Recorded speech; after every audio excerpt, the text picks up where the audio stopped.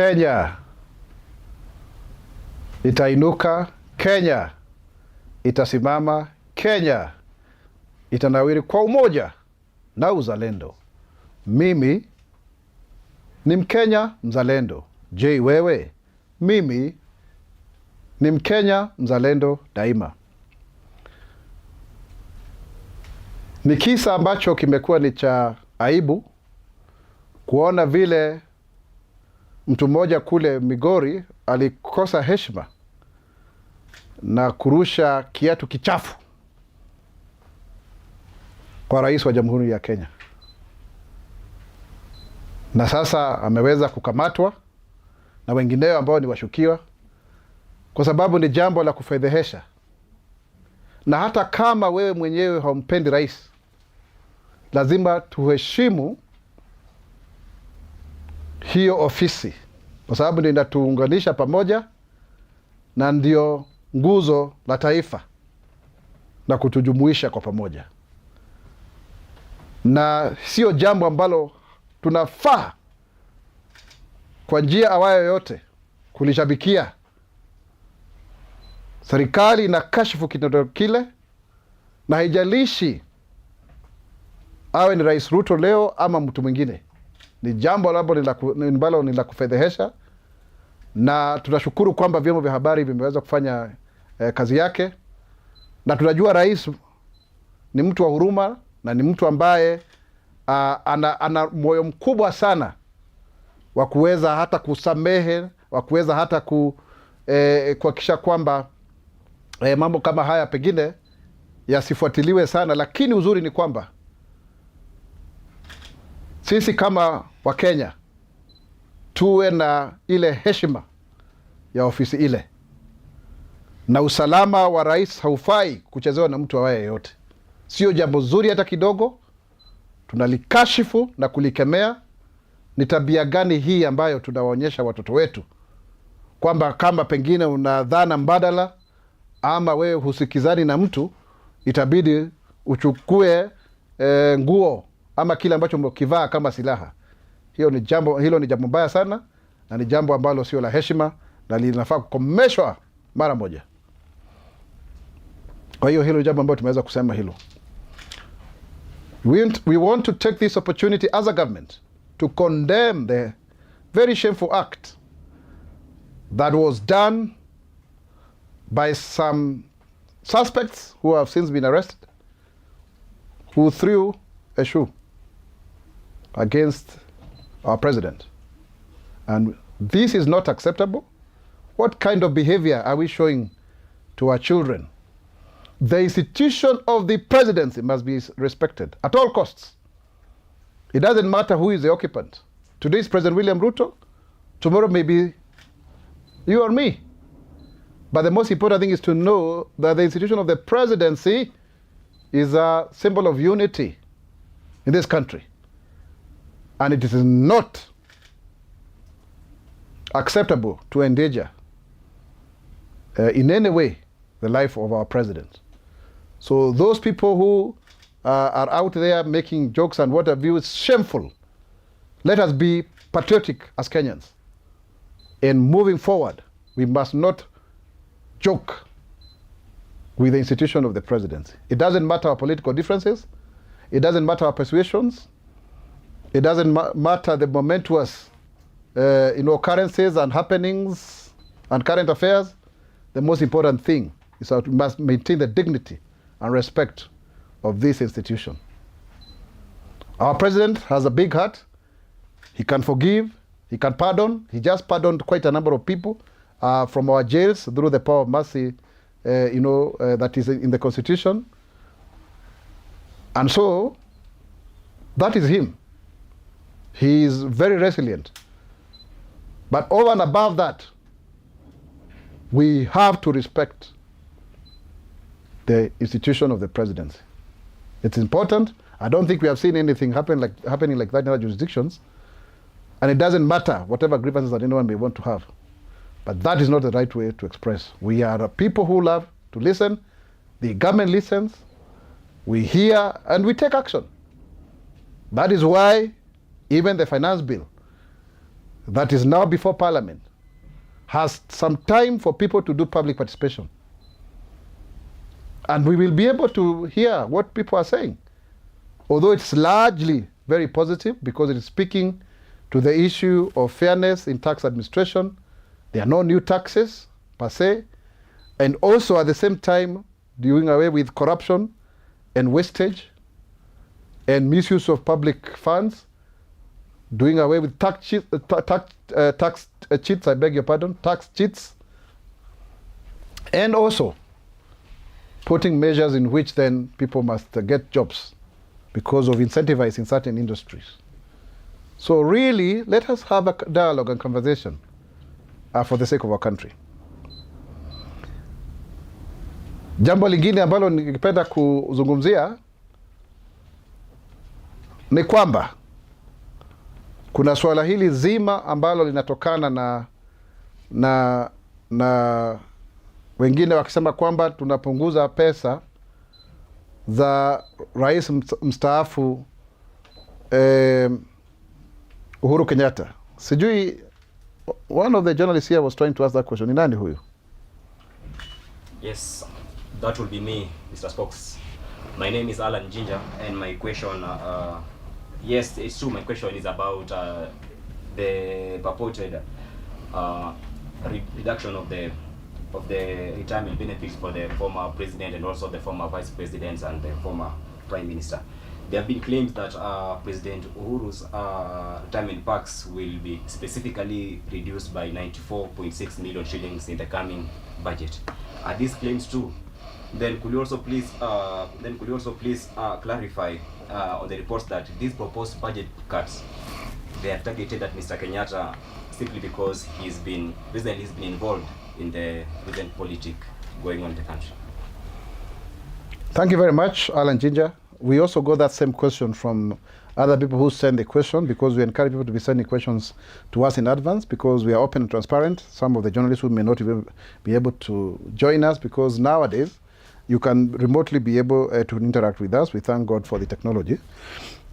So please, if you are a journalist and you're following us live on any other Kenyan, please be sending questions to us, because that is our role, to speak on behalf of government.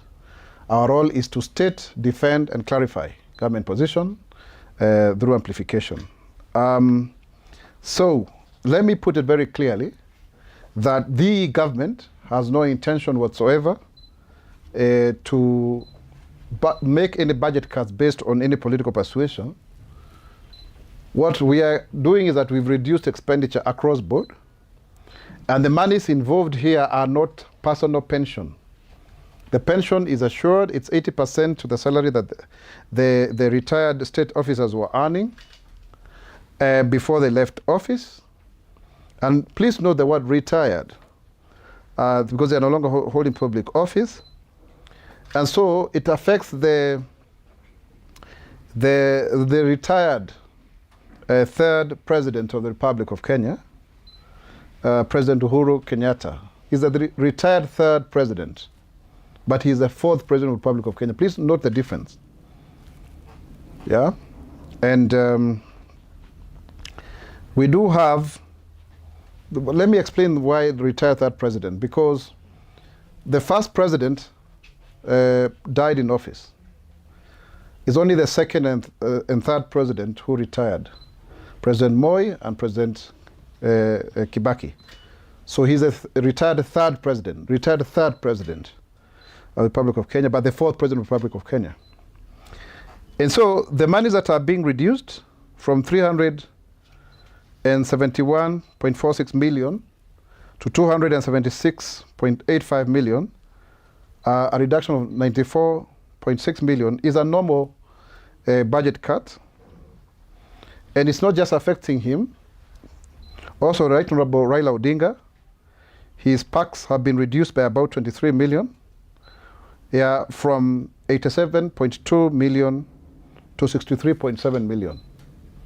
So we are not talking about one individual. Also, for Mudi Awori, has lost 20 million shillings to run his secretariat budget from 74.2 million to 53.9 million. And also former Vice President Kalonzo Musyoka, the 10th Vice President, I think, also has actually been slashed. The money has been slashed from 81.36 million to 52.9 million. And you can see that's quite a huge reduction, again, over almost 30 million actually has been reduced. So you can see it's not really something that we need to politicize. Yes, we may have differences politically, but it is many of these government offices have been reduced in terms of the expenditure, even my own office, because we don't have a very good fiscal headroom to do this work. Tungependa kusema kwamba kumekuwa na tetesi kwamba watu wanasema kwamba mheshimiwa rais mstaafu wa tatu Uhuru Kenyatta kwamba yeye mwenyewe amepunguziwa fedha zake kwa shilingi 94 milioni. Ieleweke kwamba yeye ni rais mstaafu wa tatu kwa sababu rais wa kwanza hakustaafu, aliweza kuaga akiwa mamlakani. Kwa hivyo marais ambao wamestaafu ni rais wa pili, Rais Moi, na rais wa tatu, Rais Kibaki. Kwa hivyo ndo sasa tunasema kwa jina rasmi ni rais mstaafu wa tatu, lakini ni rais wa nne ama awamu ya nne ya Jamhuri ya Kenya. Zile pesa ambazo zimeweza kupunguzwa sio eti tu zimeweza kupunguzwa kwa ofisi yake, na ikumbuke kwamba yeye analipwa pesa zake, malipo ya uzoeni kwa 80% ya ule mshahara ambayo alikuwa anaupata wakati alikuwa afisini. Lakini haya hizi ni pesa za matumizi za afisi, na ndiposa ameweza kupunguziwa shilingi 94.6 milioni kutoka kwa shilingi 371.46 mpaka shilingi 276.85 kutokea mwezi wa Julai. Lakini sio yeye peke yake, watu wanaingiza siasa hapa. Hata aliyekuwa waziri mkuu Raila Odinga amepoteza karibu shilingi milioni 23-24 kutoka shilingi milioni 88.2 mpaka shilingi milioni 62.27. Pia aliyekuwa makamu wa rais Mudi Awori amepoteza shilingi milioni 20 kutoka hii bajeti yake ya uendesha kazi wa ofisi kutoka shilingi milioni 74.2 mpaka shilingi 53.9. Na alikuwa pia makamu wa rais baada ya Mudi Awori, Kalonzo Musyoka, kiongozi wa Wiper, pia yeye ameweza kupunguziwa pesa zake kutoka shilingi 81.36 milioni mpaka shilingi 52.9, karibu shilingi milioni 30. Na hii sio kutokana na tetesi za kisiasa. Haya tu ni mambo ya kawaida. Hata afisi yangu mimi mwenyewe imeweza kupoteza zile fedha. Kwa hivyo tuache kuingiza siasa kwa masuala kama haya. Kuna swala nyingine? Je, kuna swala nyingine? Hi, my name is Brenda. Yes, Brenda. There was a report on the release of the strategic maize reserves, an importation of 5.5 million bags of maize. And Kenyans are still wondering when can they see this intervention and the price relief in the retail level? Actually, the answer is in exactly what you said, Brenda. Because we have realized that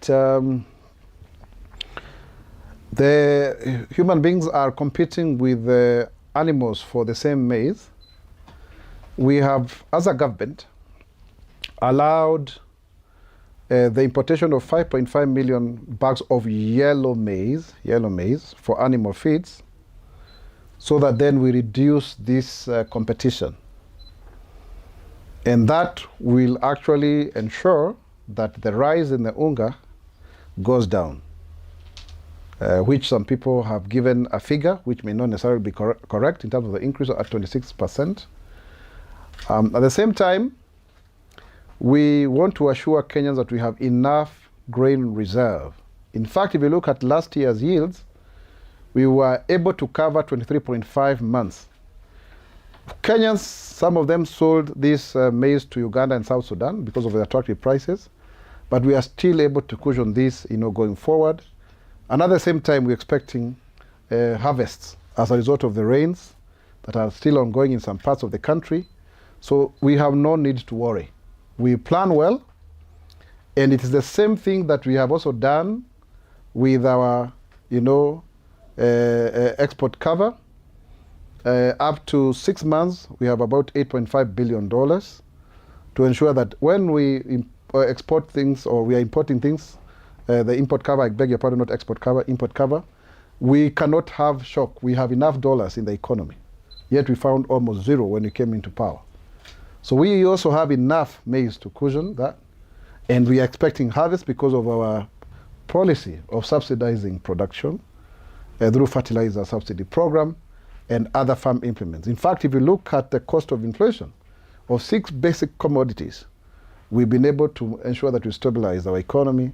And that's why you have inflation being at the lowest in 17 years. So that is well covered, and there's no cause for alarm. Watu ambao wanasema kwamba bei ya unga itaweza kuongezeka na wanaweza kutoa takwimu ambazo sio sahihi, ni kweli kumekuwa na mashindano kati ya binadamu na mifugo kwa sababu ya kulisha mifugo yetu nafaka, hususan mahindi. Lakini sasa hivi tumeweza kupatiana mwanya tuweze kuagizia magunia milioni 5.5 ya mahindi ya manjano, ili haya mahindi yaweze kutumika kuwalisha wanyama, ndiposa kusiwe na haya mashindano kati yetu sisi na hawa mifugo ambao pia tunawazalisha ili watupe maziwa na nyama na kadhalika.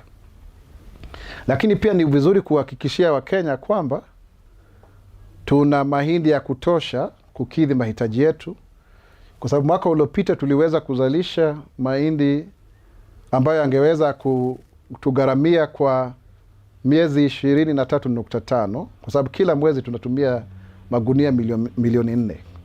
Kisa na maana ni kwa sababu tuliweza kufanya pembejeo zikawa za bei nafuu, hususan ukipenda mbolea ambayo imeweza kutoka shilingi 7,000 mpaka 2,500, na tukapatiwa ufadhili kutoka kule Algeria na Urusi, na tukaweza hata kutokutumia zaidi ya bilioni 2.729 katika mgao huu wa mbolea, na tumeweza kuwa na faida kubwa, na tunashukuru sana mamilioni ya wakulima ambao wameweza kujisajili, na tukatumia mambo ya kiteknolojia kuhakikisha kwamba Wakenya wetu wanaweza kupata ile mbolea, na tunataka kuwa na zile store magala ya nafaka katika wadi zetu zote 1450 kote nchini. Kwa hivyo tusiwe na wasiwasi, kwa sababu sisi wenyewe kama Wakenya na kama serikali tumeweza kujitolea kwa njia ambayo inayofaa. Kuna swala nyingine? Yes, my name is Rekha Ademo. I have one question. This is very direct. What does the government have in store for pensioners? Thank you very much. Thank you very much. First and foremost, through the e-citizen, we are encouraging, the pensioners, anybody who is earning a pension from the government, because pensions are the first to be charged before you charge any other cost, and it's part of debt. It's called Consolidated Financial Services, CFS. Please register through the e-citizen so that we have your data. If you don't register, the monthly, you are going to be suspended from the payroll. So up to 10th of May, the deadline has been extended. Kindly register, because we want to have the right number of pensioners in our system. Please register. In the proposed finance bill 2025, the government has been able to do away with all the taxes that were being charged on the lump sum and the monthly payments of all forms of pensions, be they the schemes within the public service and the private sector. So kindly, this is a great move because it means our pensioners now, senior citizens, can have more money to even buy affordable homes that are going to as low as 640,000 with a monthly repayment of 3,436 in certain instances. So it is important for our pensioners to register so that then when this bill comes into force, they can also benefit. And it's also true to say we now have a proposed a pension program for the judges and magistrates and the people who work in the judiciary, which was not existent before. Others were just getting the normal pension, but we have enhanced it through a piece of legislation that is now going before Parliament, so that even our judges who have served this country very well can also benefit immensely. They have some lump sum for their transport, medical insurance they can contribute, and other benefits including a diplomatic passport and access to the VIP lounge, because they have done well for our country by the time they retire. So we have a whole package for pensioners, and that's why we are saying please register, be it a judge, be it a clerical officer that may have worked, please register so that we have your data through the National Treasury, the e-citizen platform that is deployed. And it's actually a Kenyan innovation that has been done by young people here, Webmaster and others. That is very good, that consortium, because we didn't need to go and get it internationally, huge firms. No, it is our own young men and women. That is really the power that we have. In fact, I was with David Kiprono yesterday, one of them. It's extremely exciting that we are using our own locally made platform going forward. And you'll find countries like even China, they have even their own social media platforms, because we are the hub of a digital hub for Africa. So pensioners, kindly register so that we can move forward. Tungependa kusema kama serikali kwamba tuko na mambo mazuri ya wazee wetu ambao wameweza kustaafu baada ya kuitumikia nchi kwa muda mrefu. Na hivi sasa tunafanya sajili mpya kupitia mtandao wa pale e-citizen. Tafadhali ingia pale kwenye hili jukwaa na uweze kujisajili upya. Kama hutofanya hivyo kufikia tarehe 10 mwezi huu wa Mei, kwa sababu tumeongeza huo muda, utaweza kuondolewa kwenye orodha ya malipo ya kila mwezi. Utaondolewa kwenye hiyo sajili. Kwa hivyo ni vizuri zaidi kuweza kujisajili. Na hii serikali ikiongozwa na Mheshimiwa William Ruto imeweza kuhakikisha kwamba hakuna kodi ama ushuru awao yote ambao utaweza kulipishwa zile pesa za malipo ya uzeeni. Na ndio kwa mara ya kwanza tumeweza kuchukua pesa nyingi zaidi tangia uhuru kupitia mfumo wetu wa NSSF. Lakini hii kodi aidha unalipa kwenye NSSF ama una mpango mwingine wa kibinafsi wa malipo ya uzeeni. Sasa sote tumeweza kusawazishwa. Na pia tumeweza kupendekeza sheria mambo hayo katika mswada wa fedha wa mwaka 2025.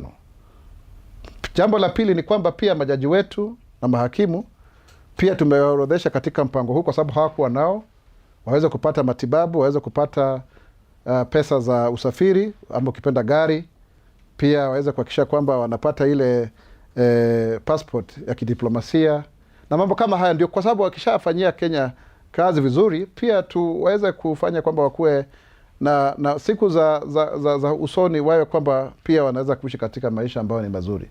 Na hizi ndizo pesa za kwanza ambazo zimetengwa kati ya trilioni 1.3 katika hii bajeti ambayo inajumuisha trilioni 4.2. Watu wasikuwe na shida.